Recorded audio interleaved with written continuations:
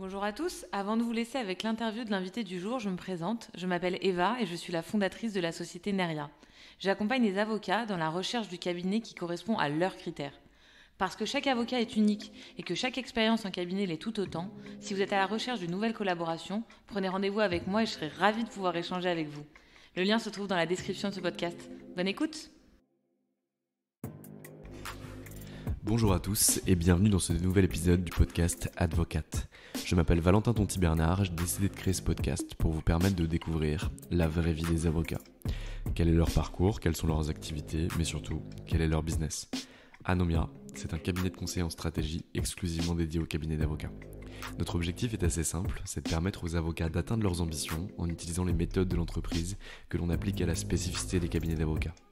Et concrètement, ce qu'on fait, c'est de la formation business, du coaching business ou encore des missions de conseil en stratégie au sein des cabinets. Aujourd'hui, dans ce nouvel épisode du podcast, j'ai le plaisir de vous faire découvrir ma conversation avec maître Grégoire Zetoun. Grégoire est avocat associé au sein du cabinet Ayache. Il intervient en M&A, en fusion-acquisition, en private equity. Il intervient au sein de ce cabinet depuis une dizaine d'années. Dans ce podcast, il vous parle de son parcours, de son évolution, de la façon dont il a développé son chiffre d'affaires, mais aussi, de façon plus large, de la transition du cabinet d'avocat vers l'entreprise d'avocat. Vous verrez dans ce podcast, on a eu quelques parenthèses où on a pu en discuter et j'ai trouvé que c'était très intéressant. Si ça vous plaît, n'hésitez pas à me le dire, je continuerai à faire ces petites parenthèses et à interviewer les associés sur ces sujets-là. Dans ce podcast, on a eu un petit problème technique, c'est qu'en réalité, j'avais oublié d'allumer mon micro. Honte à moi, mais c'est pas grave parce qu'en fait ce que je dis c'est pas important, ce qui compte c'est la parole de mon invité, donc il faudra tendre un peu l'oreille pour entendre mes questions, mais vous pourrez bien sûr vous concentrer sur les propos de Grégoire. Je vous en dis pas plus, je vous laisse découvrir ce podcast et si ça vous plaît n'hésitez pas à en parler autour de vous, à le diffuser et à lui mettre 5 étoiles sur Apple Podcast. Bonne écoute.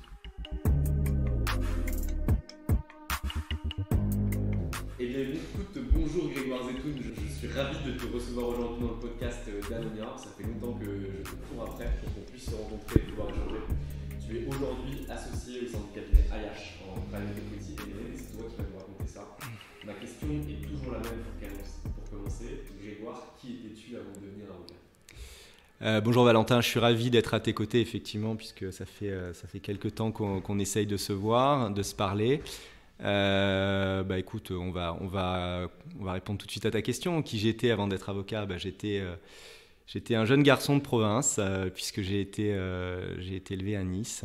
Et donc du coup, je suis très attaché à la province. Et puis je fais partie, comme beaucoup de mes confrères ici parisiens, du petit garçon qui a grandi à Nice et qui est monté à la capitale.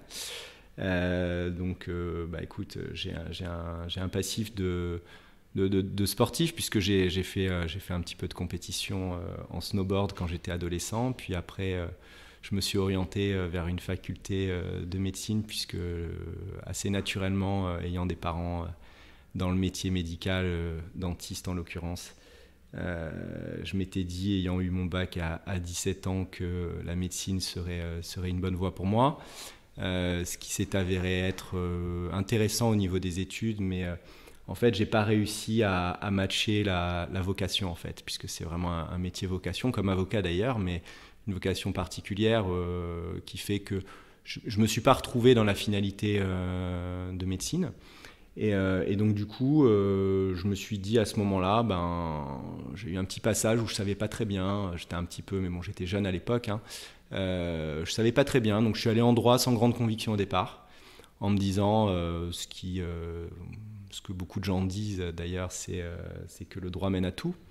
Et c'est vrai que l'expérience montre que c'est pas tout à fait faux. On a, je crois, même eu un président de la République qui est passé par le droit. Et bien d'autres belles carrières de gens qui sont passés par le droit avant d'embrasser d'autres professions.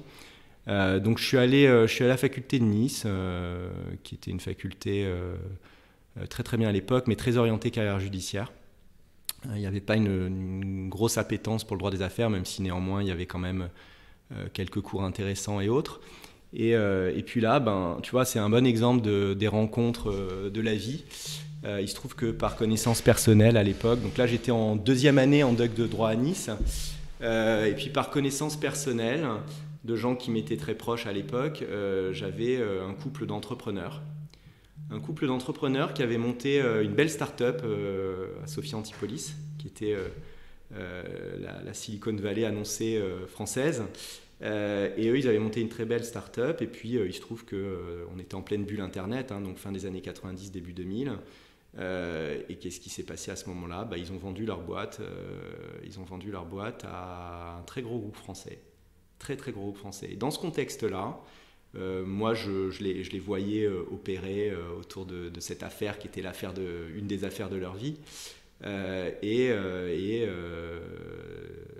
Donc, ils m'ont dit, écoute, tu étais en droit, en 2e année à Nice. Grégoire, que veux-tu faire de ta vie ? Je dis, écoutez, moi, le droit des affaires, ça me botte quand même plus que carrière judiciaire. Écoute, justement, on est en train de vendre notre boîte. Rencontre notre avocat, c'est un jeune super sympa, machin. Moi, je me suis dit, à l'époque, t'es loin de tout ça. Je crois que j'avais même pas 19 ans. Je me suis dit, bon, ok, je vais rencontrer un avocat, oulala. Et là, c'était assez marrant parce que je vois un gars arriver, donc à l'époque, qui était chez Ernst & Young à Nice, et qui commence à m'expliquer ce qu'il faisait, son métier, et commence déjà à mettre un petit peu la puce à l'oreille, à m'orienter sur ce qu'on fait et autres. Et cette personne, donc cet avocat, m'a conseillé, si je voulais faire du droit des affaires, de m'orienter vers le magistère des JCE de Montpellier, qui est une très bonne formation, mais qui à l'époque en plus faisait partie des JCE d'origine. Puisque Jean-Marc qui a créé d'ailleurs le DJCE. Exactement, qui avait co-créé effectivement le DJCE, le label DJCE. Et donc j'ai eu la chance, bon an, mal an, donc de me retrouver. Alors il m'avait dit par contre, si tu veux aller au magistère des JCE, il faut vraiment que tu aies des très très bonnes notes en 2e année, en DUG, enfin c'était DUG à l'époque. Et donc du coup je m'étais débrouillé pour, je crois que j'avais terminé 2e ou 3e de l'amphi en 2e année à Nice. Et puis du coup j'avais un super dossier, je suis arrivé au magistère des JCE. Après des entretiens, je me souviens au mois de juillet, où j'avais rencontré, alors je n'avais pas rencontré Jean-Marc Mousseron directement les entretiens, mais j'avais rencontré tous les gens du centre du droit de l'entreprise de l'époque, et ça s'était bien passé, j'avais été pris. Et puis après se sont enchaînées 3 très très belles années au magistère des JCE de Montpellier, où j'ai rencontré tout un tas de gens incroyables, avec une culture du droit contractuel. Je sais, Valentin, que tu as fait le DJCE aussi.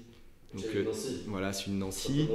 Donc, et je sais que tu as dû donc te confronter au fameux ouvrage technique contractuel écrit par Jean-Marc Mousseron, qui était déjà à l'époque une approche spécifique du droit des contrats, singulière. Et donc voilà, donc j'ai baigné là-dedans, et puis je me suis orienté petit à petit en DJCE. J'avais hésité à un moment à faire de la fiscalité. Je sais d'ailleurs que le DJCE de Nancy est un très bon DJCE en fiscalité. Et j'avais hésité à faire de la fiscalité parce que c'était une matière qui me plaisait beaucoup. Moi à la base je suis un scientifique, et c'est vrai que je me retrouvais pas mal dans le fiscal. Après je dirais que le vent m'a amené plus vers le droit des sociétés, puis à un moment j'ai dû choisir, et j'ai penché vers le droit des sociétés, le corporate et le M&A, mais j'aurais pu terminer fiscaliste, qui aurait été très très bien aussi d'ailleurs. Donc ça c'était plutôt une bonne chose. Donc voilà la carrière universitaire, on va dire. Puis après la montée à Paris, en stage chez DS Avocats, chez Hoche Avocats, et puis après un début de collaboration chez DS à l'issue de mon stage en fait. Et alors là, comment ça se passe ? Donc, finalement tu montes à Paris, tu fais tes différents stages, tu choisis d'intégrer le cabinet de DS Avocats en tant que collaborateur. Qu'est-ce que tu découvres ? Est-ce que c'était ce à quoi tu t'attendais ? Est-ce que c'est dur ? Comment ça se passe ? Alors, il faut se remettre un petit peu dans la période de l'époque déjà, puisque là on est donc moi je commençais à travailler en 2004, donc on est post-bulle Internet, une activité avec un marché de l'emploi qui est plutôt vers l'employeur, un petit peu à la différence d'aujourd'hui, qui est plutôt favorable aux candidats.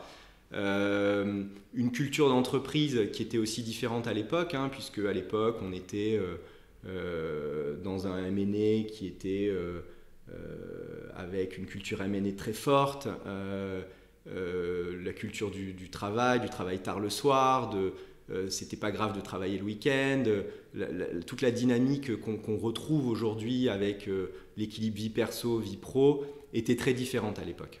Donc pour répondre à ta question sur est-ce que c'était dur, est-ce que c'était pas dur, à l'époque c'est vrai qu'on se posait pas tellement la question de c'était dur ou pas. À l'époque on se disait on commence, ça tape un peu, mais c'est normal que ça tape un peu.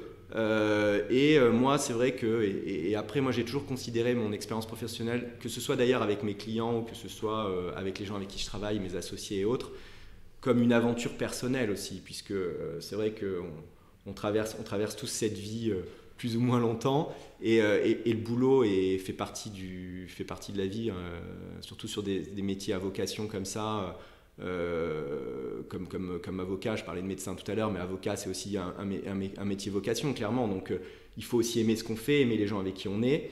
Et oui, je pense que c'était assez difficile, mais moi je l'ai jamais vécu comme quelque chose de difficile. Je me suis toujours dit c'est un investissement pour demain.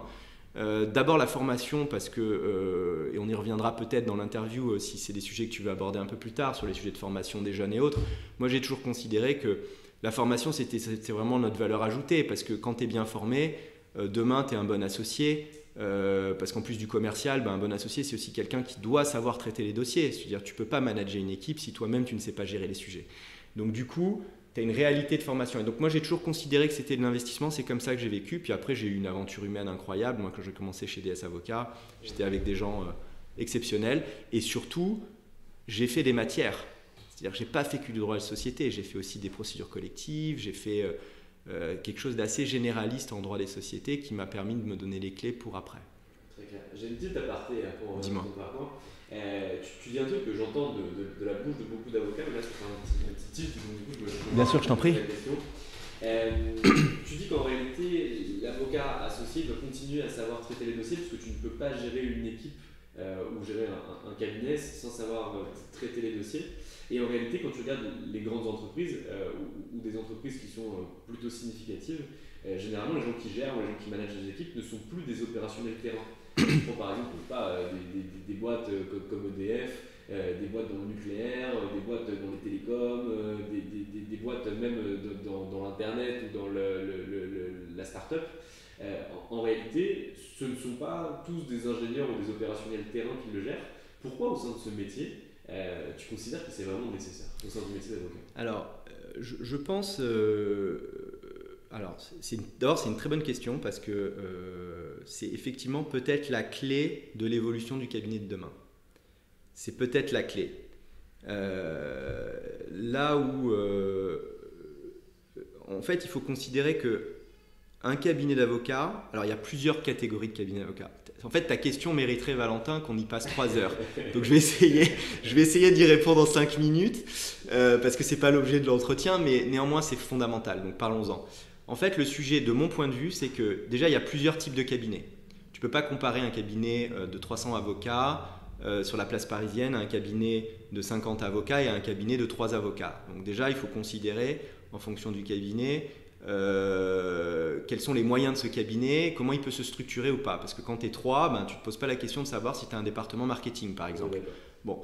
Après, effectivement, quand tu vois les grosses structures, et même d'ailleurs notre cabinet à nous, on n'est pas un très gros cabinet, mais sur le marché on fait partie des cabinets quand même significatifs en taille. La réalité c'est que on est structuré, nous au cabinet par exemple, on a un département communication, on a des gens à la com qui passent du temps à faire de la com toute la journée et à réfléchir ce qu'on va poster sur nos réseaux sociaux, avec des comités divers et variés. On arrive à se structurer. Donc en fait un cabinet est structuré comme une entreprise en réalité. Tout l'enjeu pour l'avocat, et c'est une difficulté, c'est que, on va y revenir, c'est que la force de la marque ne vient pas gommer l'individualité de l'avocat, d'une certaine manière. Et l'enjeu, c'est d'arriver à structurer les choses de manière à ce qu'à un moment, on arrive à déléguer et que le client, d'une certaine manière, accepte l'intervention de gens plus jeunes, moins expérimentés en fonction des tâches qui sont requises. Souvent l'avocat plus senior va être déterminant dans des négociations, va être déterminant dans certains moments du dossier qui vont être compliqués, c'est ce qui veut dire qu'il faut qu'on sache rester technique. Et c'est dans ce sens-là que je le disais. C'est que tu ne peux pas être déterminant sur des négociations, par exemple, si tu ne connais plus ton sous-jacent. Très clair. Assez basiquement. Ouais. Maintenant, sur le sujet de l'entreprise à proprement parler, là où je trouve que c'est là que c'est compliqué aujourd'hui d'être avocat, c'est que tu es obligé d'être multicasquette. C'est que tu es entrepreneur, tu fais du management, tu fais du commercial et tu continues à faire de la technique. Et certains confrères arrivent à faire que du commercial, mais je pense que ce n'est pas forcément le plus évident aujourd'hui. Mais il faut t'entourer des bonnes équipes. Et savoir manager ces équipes, c'est aussi savoir, c'est tout l'enjeu de la délégation, c'est qu'à un moment, quand tu délègues quelque chose à quelqu'un, il faut que tu délègues quelque chose que tu saches faire. Sinon, ta délégation, elle est pas parfaite. En tout cas, tu as un risque dans la chaîne de délégation, tu vas t'exposer. Voilà, c'était un peu dans ce sens. J'essaye de synthétiser, mais ça pourrait faire l'objet, tu as raison, et même d'un autre interview ou même d'un déj, parce que moi je pense qu'aujourd'hui, aucun cabinet de la place n'est une entreprise, et on aura l'occasion de pouvoir en discuter, et nous on milite vraiment vers le passage du cabinet d'entreprise d'avocat, mais on pourra en parler, je referme la parenthèse. Donc tu fais 4 ans chez DS Avocat, est-ce que tu commences à prendre de la clientèle perso dès le départ, à un moment donné, ou chez DS tu n'en avais pas du tout?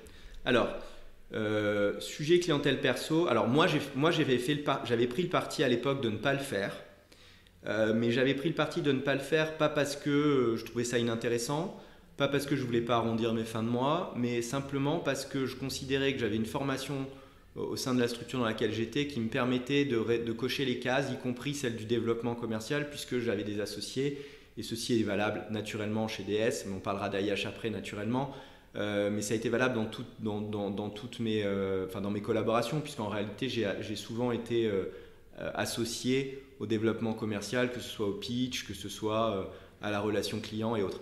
Donc du coup, j'avais pas ce besoin d'aller compléter ma formation sur je vais me faire les dents, aller développer tout seul dans mon coin et tout. Après, je considère que c'est plutôt une bonne chose. Ça dépend aussi des personnalités des gens. Il y a des gens qui ont des personnalités à ça, d'autres qui l'ont moins. Moi, je me suis dit, mais bon, après, c'est encore une fois, c'est très personnel cette question. La réponse à cette question est très personnelle. C'est un moment, moi, je voulais pas me disperser. Donc, je me suis dit, concentre-toi sur ce que tu veux faire et ce que tu sais faire. J'ai eu des clients perso naturellement, puisque ce que je dis là, je dis pas que j'ai pas eu de clients perso, j'en ai eu, mais c'était pas un axe de développement. Moi, j'ai plutôt privilégié dans ma carrière l'axe de développement cabinet, en me disant que au sein de la structure, il y aura les outils qui me permettront de développer quand il faudra que je développe. Et c'est d'ailleurs ce qui s'est passé dans mon expérience. Alors pas chez DS, j'étais trop jeune, mais j'étais pas à un niveau d'associé, mais quand je suis passé junior partner chez AIH en 2018, avant de passer equity il y a 2 ans maintenant, c'est exactement ce qui s'est passé. C'est-à-dire qu'il y avait beaucoup de gestation de clients potentiels que j'avais commencé un petit peu à développer au courant de ma collaboration quand j'étais plutôt senior, puis après counsel. Et après, le moment où je suis passé, si tu veux, associé, alors déjà counsel, j'avais commencé, et associé, là, j'ai transformé, j'ai poussé, et là, assez naturellement, les choses se sont faites. Tu vois, il y a une espèce de transition assez naturelle qui s'est opérée. Alors après, je dis pas que tout se fait facilement, hein. Là, évidemment, on romance le sujet. C'est une interview qui dure 50 minutes ou je sais pas combien. On fait un shortcut de l'histoire, mais l'histoire, elle est tout autre. L'histoire, c'est que tous les jours, tu bosses, que tu essayes d'être professionnel dans ton travail, que tu essayes d'être sérieux dans tes relations, que tu imprimes une constance dans tout ce que tu es, avec un travail collectif derrière qui pousse, des outils qui sont mis à ta disposition. Enfin, tu vois, c'est facile de résumer une histoire en 2 minutes, mais la réalité, c'est que c'est beaucoup de travail. C'est beaucoup de travail et beaucoup de détermination surtout. Et puis surtout beaucoup de pression, je pense, je sais pas si tu l'as ressenti comme ça, et pas mal d'associés leur ressentent comme ça, où en final on te demande de produire, de faire de la technique, de réussir à manager des plus juniors dans un premier temps quand tu montes, et en réalité derrière on te demande aussi d'aller développer. Là tu remets une nouvelle casquette, qui est une casquette difficile à aller chercher dans un premier temps, sauf si tu as fonctionné par mimétisme par rapport à tes associés ou qu'on t'a bien accompagné, mais on a eu beaucoup d'associés qui sont passés à ce micro ou qu'on rencontre tous les jours, et qui nous ont dit que ouais, le changement était brutal. Le changement, alors moi il se trouve que, mais c'est peut-être lié à des personnalités aussi, je veux dire, t'as des gens déjà pour qui c'est plus compliqué que d'autres le commercial, t'as des gens qui ont Et je crois que chacun doit se faire violence, parce que même les gens pour qui c'est facile, en fonction de la nature des dossiers que tu veux aller chercher, même si tu as un contact facile avec les gens, à un moment, aujourd'hui le marché il est tendu, il y a beaucoup de concurrence, et il y a beaucoup de bons. Le marché est mature aujourd'hui, si tu veux. Tu vas difficilement aller chercher un client parce que les autres ne savent pas faire. La réalité du marché aujourd'hui, c'est qu'il y a beaucoup d'avocats très bien formés, il y a beaucoup de belles structures. Et en fait, tu vas aller faire la différence sur de la confiance, sur de la réactivité, sur peut-être 2-3 points stratégiques parfois, et puis surtout sur la confiance que tu as construite avec tes clients à des moments critiques aussi de ton développement et de leur développement, qui fait qu'à un moment, et je reviens sur l'aventure humaine, que tu peux avoir avec des gens, et c'est ça qui fait que tu construis des histoires et que tu construis des clients fidèles et des avocats fidèles à leurs clients. Voilà. Pourquoi tu pars de chez DS et tu vas chez Ayash? Alors en fait, non mais c'est une très bonne question, mais qui a fait qui a fait sens chez moi.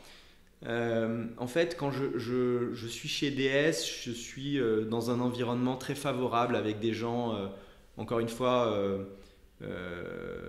très, très, très, très bienveillant, très bon dans ce qu'il faisait. Et c'était vraiment une première collaboration dont j'ai un très bon souvenir. En fait, ce qui se passe, c'est assez basique, c'est que j'ai été chassé, en fait. J'ai été chassé. Et en fait, quand j'ai été chassé par une chasseuse de la place, qui m'a appelé, je me souviens très bien, puisqu'elle m'a appelé 2 mois avant que je me marie. C'était en 2007 à l'époque, été 2007. Et là, elle me dit « Bonjour Grégoire, votre profil m'intéresse, est-ce qu'on peut se voir ?» Je lui dis « Écoutez, on va se voir, mais là, c'est pas le moment pour moi, parce que personnellement, j'ai des enjeux personnels qui font que voilà, c'est pas le moment pour moi de bouger. En plus, accessoirement, je suis très bien là où je suis. » Et là, j'initie une discussion avec cette dame qui, du coup, a pris quelques mois, mais pas tant que ça, puisqu'on s'est revus rapidement à la rentrée. Et en fait, ce qui s'est passé, c'est qu'elle m'a présenté 3 cabinets, dont Ayash, en me disant voilà, je pense que vous avez un profil. Et puis bon, j'ai discuté avec elle, je lui avais expliqué un peu qui j'étais, voilà, ce que je voulais, ça. Et là, elle m'a dit, écoutez, moi, je pense que Ayash, ça pourrait être une super carte pour vous. Je dis oui, effectivement, Ayash, très beau cabinet. Déjà, à l'époque, c'était un cabinet qui était assez connu déjà, pour son sérieux, sa qualité d'exécution et sa formation. Et après, je me suis dit, l'aspect private equity du cabinet m'a beaucoup attiré, puisque, comme je te le disais tout à l'heure, j'ai fait médecine. Moi, j'étais plutôt quelqu'un de scientifique à la base, un bac S. Et je me suis dit, Ayash a une énorme dynamique private equity avec une bonne pénétration du marché du cabinet qui venait de challenger un petit peu les cabinets de place déjà de l'époque en PE. Et donc du coup ça m'a intéressé un petit peu d'arriver dans cette aventure private equity. Moi, ça me permettait de rajouter une corde à mon arc, puisqu'à l'époque chez DS je faisais plutôt du M&A transactionnel classique, dit industriel. Et du coup, ça m'intéressait de venir un petit peu rajouter une corde à mon arc, et pas des moindres, puisque le private equity est devenu ce qu'il est depuis, même s'il était déjà très actif à l'époque. Parce que là, on est en 2008. Là, en 2023, le marché du private equity a encore explosé par rapport à ce que c'était à l'époque, avec des fonds, des segments de marché, des industries, tout s'est spécialisé. Et aujourd'hui, on commence à être sur un marché qui est quand même très très mûr. Et donc voilà, et donc ça m'a permis, si tu veux, d'arriver dans un cabinet déjà assez structuré, avec des associés qui avaient déjà des noms connus et reconnus sur la place, et notamment dans le monde du private equity, et une formation assez, j'ai employé un mot de jeune, mais assez béton, en matière de formation technique, puisqu'on accordait, ils accordaient à l'époque, et toujours on accorde aujourd'hui, énormément de place à la formation des jeunes. Donc voilà, donc je suis arrivé là, j'ai trouvé ce que je suis venu chercher, clairement, puisque j'ai fait des belles opérations à l'époque, on s'est tous développés dans ce marché-là. J'ai continué à faire du M&A, puisque moi aujourd'hui j'ai une casquette M&A et private equity, je fais vraiment les deux, hein. Et ça on continue et on y tient. Et donc voilà, et ça m'a permis de mettre cette corde à mon arc. Et puis après, ben voilà, quand tu travailles avec des gens avec qui tu es bien, dans un cabinet où tu trouves tes marques, tu y restes.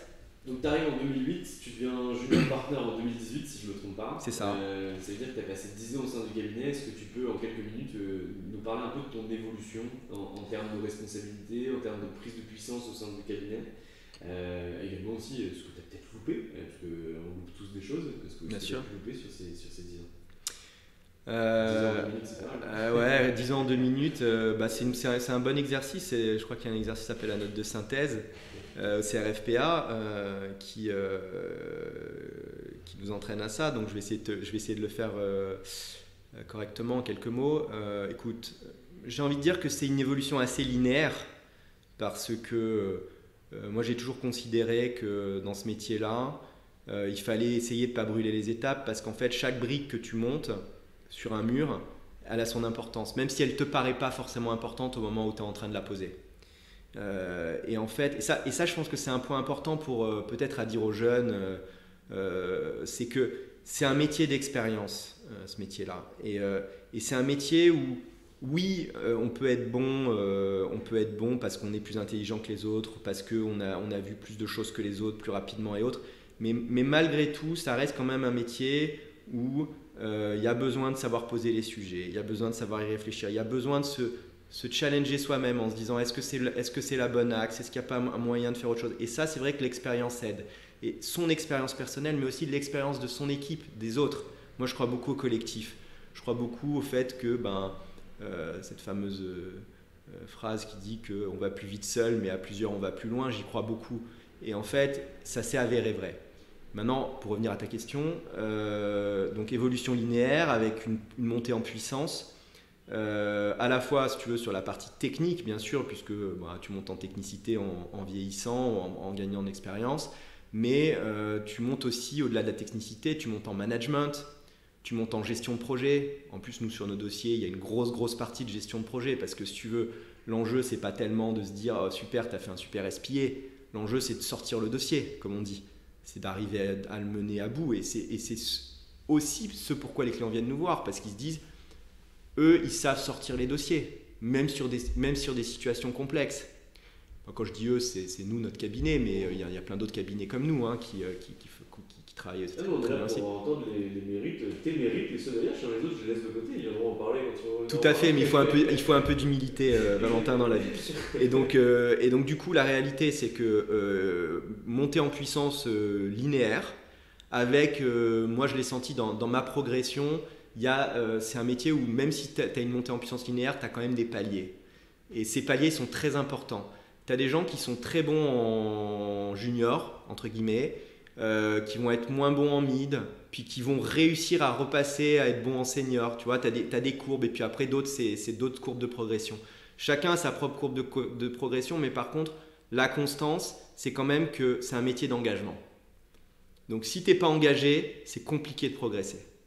Voilà. Certains arrivent à compenser par leur talent naturel, leur intelligence et autres, mais la réalité, c'est qu'il faut quand même beaucoup d'engagement et c'est un métier d'engagement. C'est un job de besogneux. C'est un job d'engagement et de détermination et de travail. C'est-à-dire qu'il ne faut pas lâcher, il faut pousser, il faut continuer et il faut aussi essayer, parce qu'il y a quand même un truc qui est pour moi la pierre angulaire malgré tout, c'est quand même l'intérêt du client.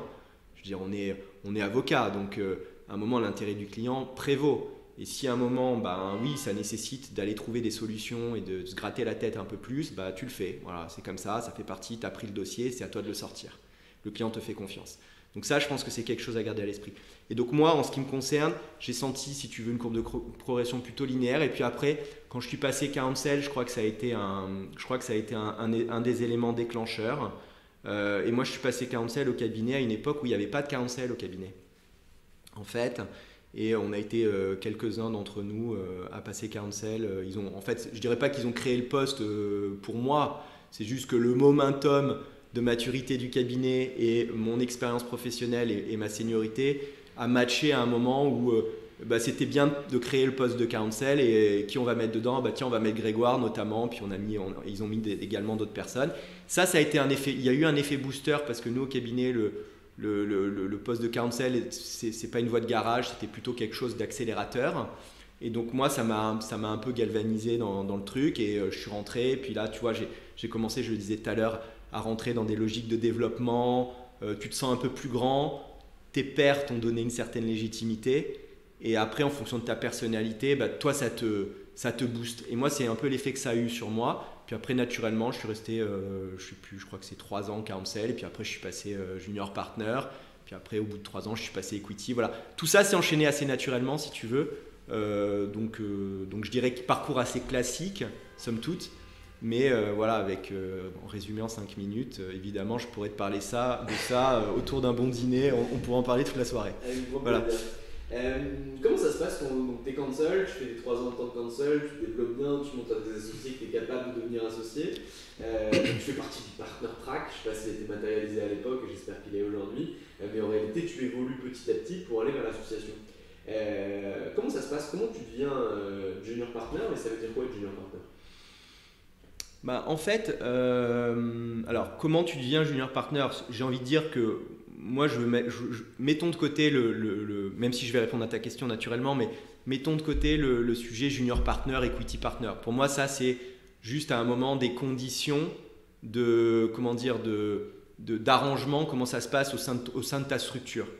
Et ça va être souvent lié à des sujets de chiffre d'affaires, de capacité à développer et autres. Mais pas que. Parce qu'en fait, la réalité, c'est que comme toute courbe de progression, même au sein de l'association, il y a une courbe de progression.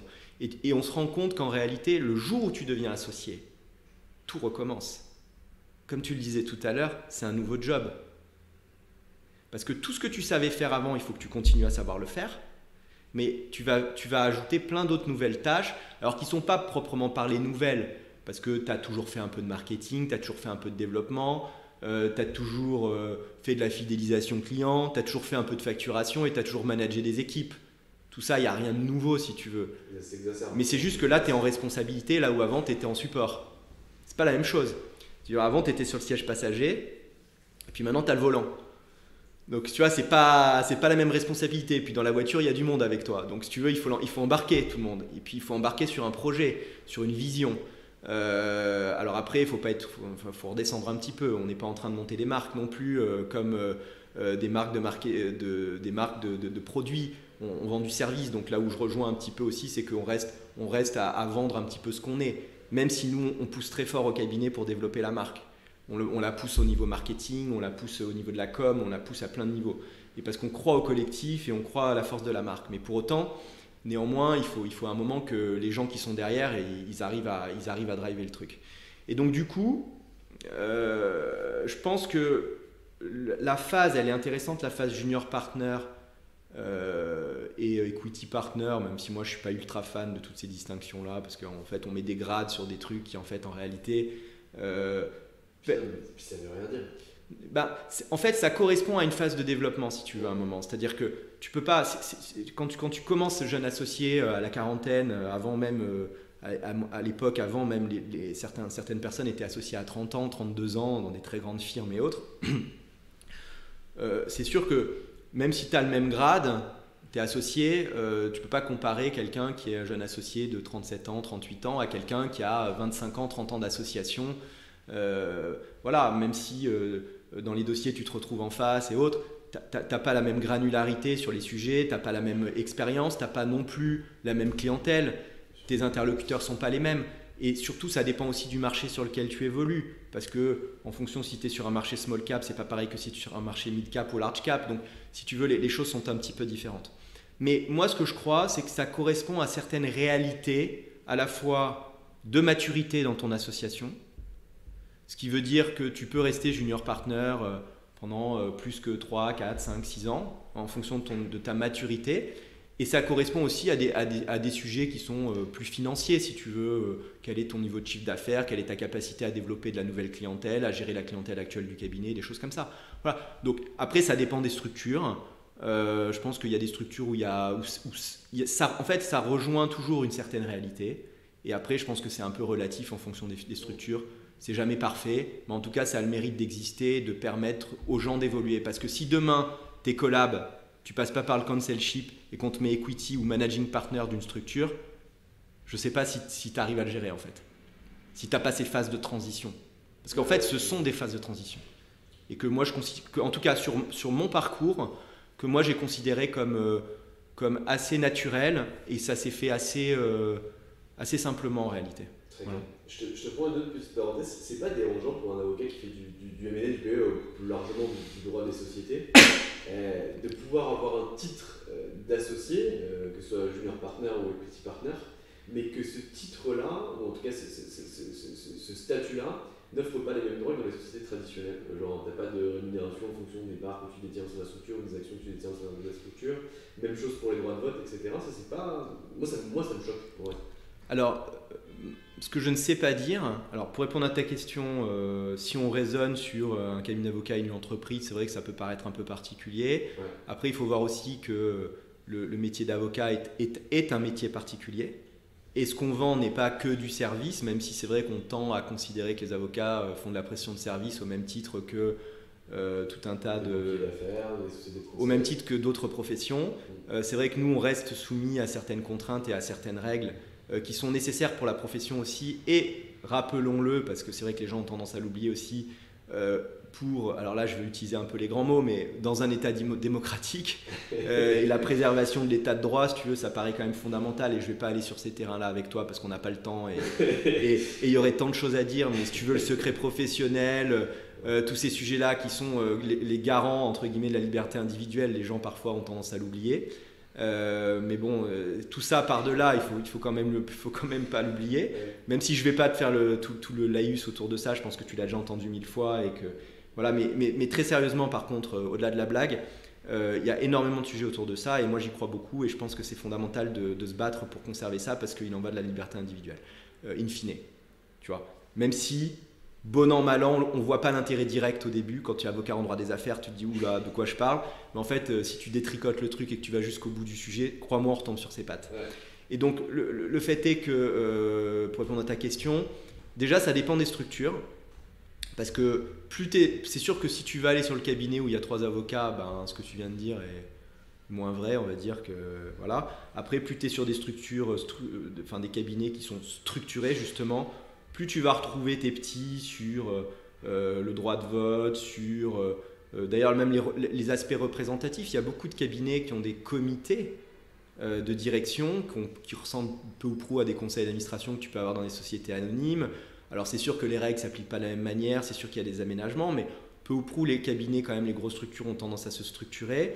Après, sur les parties rémunération, ça dépend un petit peu les codes-parts de rémunération et comment tout ça est fait. C'est un peu à la carte en fonction des structures, de la volonté des fondateurs, et c'est souvent d'ailleurs très historique. Mais bon, tu as quand même tout ce qu'on appelle la partie, le hit what you kill, le lockstep, les parties origination, tout ça, souvent il y a un panachage de tout ça en fonction des structures. Donc finalement, tu retrouves quand même tes petits aussi par rapport à ta cote-part dans le capital, même si c'est vrai que c'est quand même... C'est quand même décorrélé de la propriété, en fait. Ça dépend beaucoup plus de la performance que tu génères que de la propriété. Et moi, ça m'a toujours posé problème. Mais parce que tu sais, c'est lié aussi à une chose, c'est qui est difficile aussi à réconcilier, et ça fait partie aussi des développements. Et toi, je pense que ça t'intéresse directement, puisque c'est ce que je pense que vous faites plus ou moins chez Anomia, en analysant un petit peu toutes ces situations et en essayant de faire bouger les choses. Et c'est bien aussi qu'il y ait des gens comme vous là-dessus. Le fait est que c'est quoi l'actif?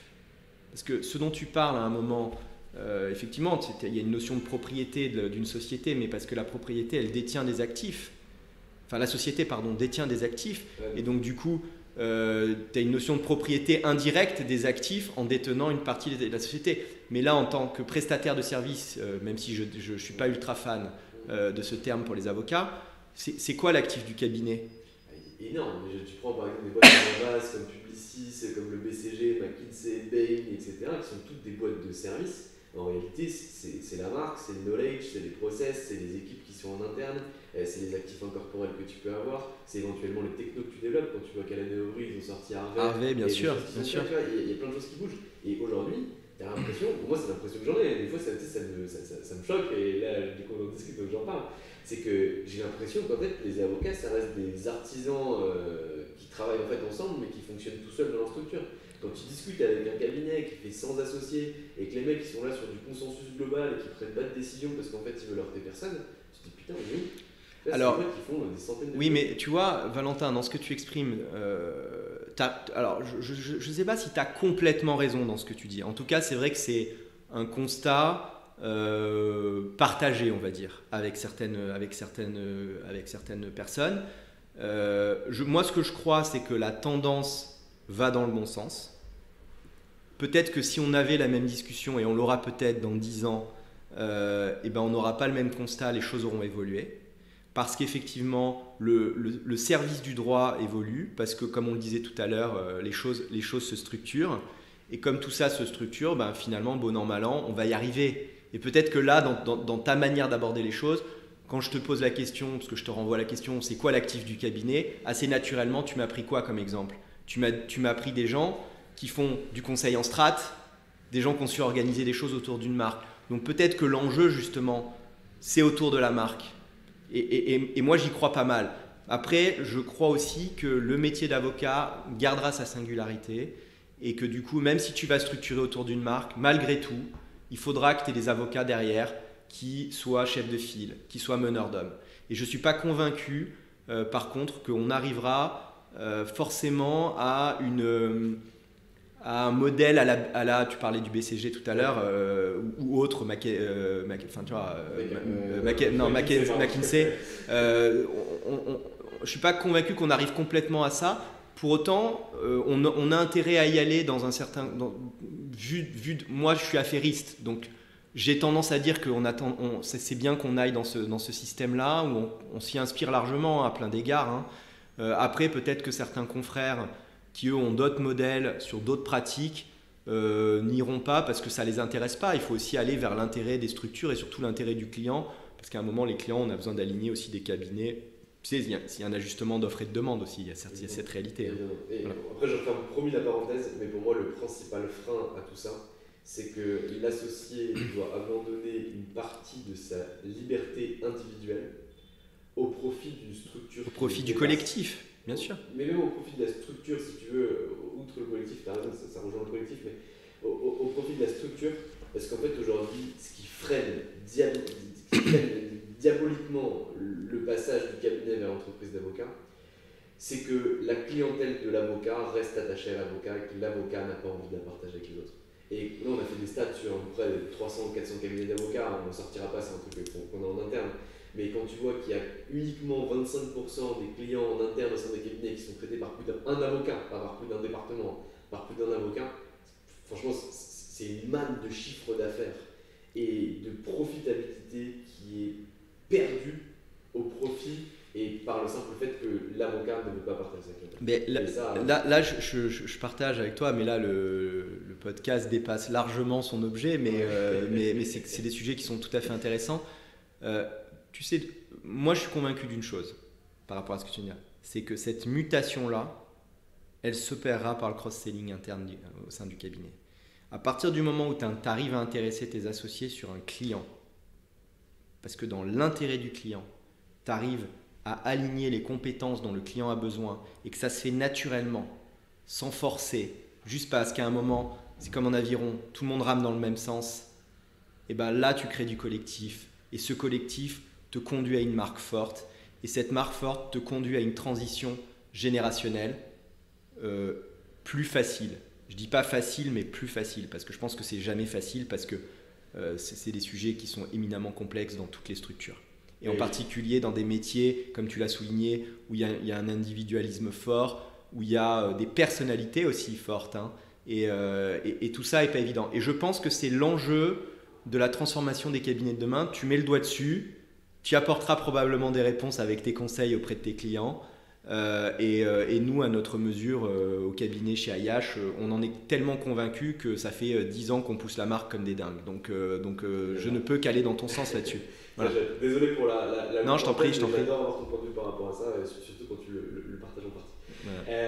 On n'arrive pas tout à fait au terme de ce podcast-là, mais on en a encore plus pour longtemps. Grégoire, aujourd'hui, tu t'es grandement développé. Tu es venu de Nice à Paris. À Paris, tu as fait DS, tu as fait Hoche, tu as choisi DS, tu as fait 4 ans chez DS. Ensuite, tu as été chassé, tu as rejoint IH. Tu es arrivé en 2008 chez IH. En 2018, tu deviens junior partner. En 2021, tu deviens senior partner. C'est quoi la suite de Grégoire Zeki ? Écoute, alors je ne deviens pas senior partner, hein, je suis pas encore senior partner. Mais pour autant, tu sais, l'avenir, c'est avant tout continuer à s'amuser. Parce que moi, je suis convaincu d'une chose, c'est que, s'amuser, pas au sens, on est là pour s'amuser, mais dans le sens où je pense qu'il faut profiter de ce métier avec ce qu'il t'apporte. Et sans faire de langue de bois, parce que on peut toujours dire que le métier d'avocat est un métier formidable, mais pour autant, je crois que c'est vraiment un métier où tu as de l'engagement, on en parlait tout à l'heure, et en fonction des personnalités, moi je suis un homme d'engagement. Donc si tu veux, la réalité c'est que j'adore ce que je fais. Je dis souvent à mes clients que j'adore travailler avec eux parce qu'on se marre bien. Oui, parce que la réalité c'est que c'est une aventure, un dossier. Nous, nos dossiers, ils durent entre 3 mois, 4 mois pour les plus rapides. Puis parfois c'est 1 an et demi de négociation, parfois 2. Donc si tu veux, c'est des dossiers qu'on construit. Moi je considère qu'on est des bâtisseurs. Alors on n'est pas les seuls, parce qu'il y a les banquiers d'affaires qui construisent les deals, il y a les clients naturellement, avec les services quand tu travailles pour des grands groupes.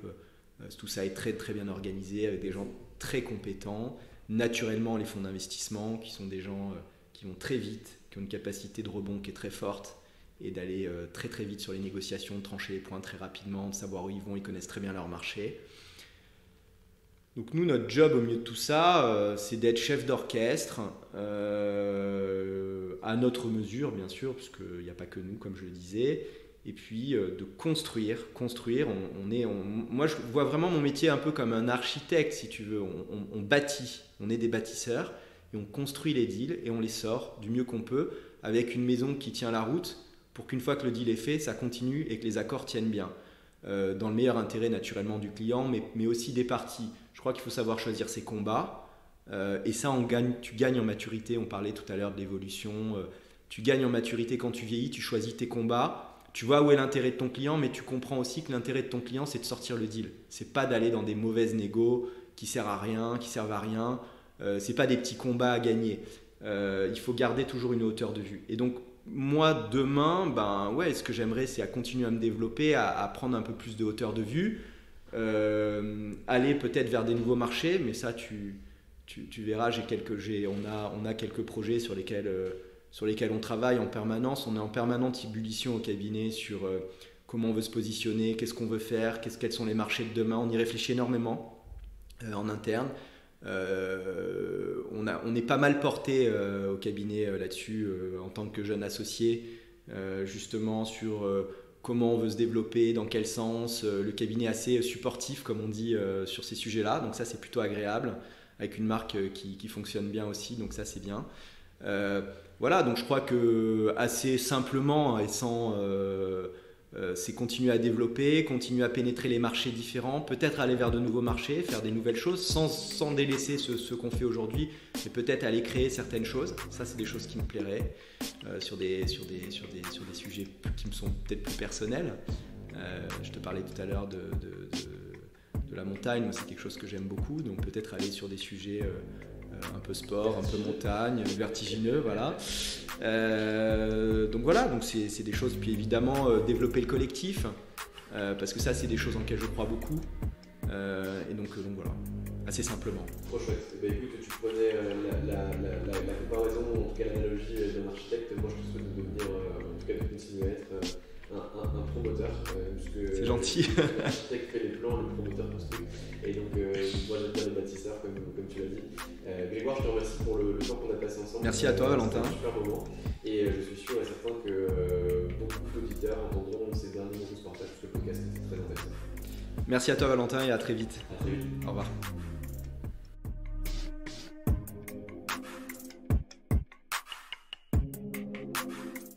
Et voilà, c'est fini pour aujourd'hui. J'espère que cet épisode vous a plu. Pour découvrir tous les contenus qu'Anomia propose, vous pouvez vous rendre sur www.anomia.fr. Vous y trouverez des vidéos, des podcasts, des articles et également nos propositions de formation et d'accompagnement dédiées aux avocats, dédiées au business des avocats. Je vous souhaite une excellente journée et n'hésitez surtout pas à nous contacter. À bientôt.